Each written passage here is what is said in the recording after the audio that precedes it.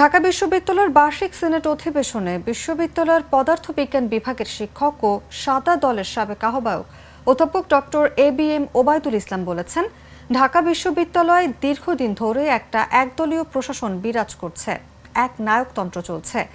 বুধবার রাত ৮টার দিকে সিনেটের বার্ষিক অধিবেশনে বক্তৃতাকালে ডক্টর ওবায়দুল ইসলামের এমন বক্তব্যকে কেন্দ্র করে তর্ক বিতর্ক হয়।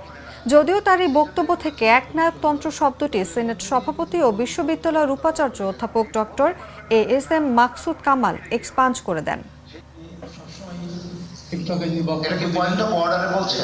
যে কমিটিগুলো আছে বিশ্ববিদ্যালয়ের ডিস কমিটি, সিন্ডিকেট এবং একাডেমিক কমিটি মাঠে আছে, সিনেট ভবনে নাই। সেই জন্যই বলেছেন এটা খুবই সুন্দর, তবে এর মধ্যে দিয়ে কিছু ভুল।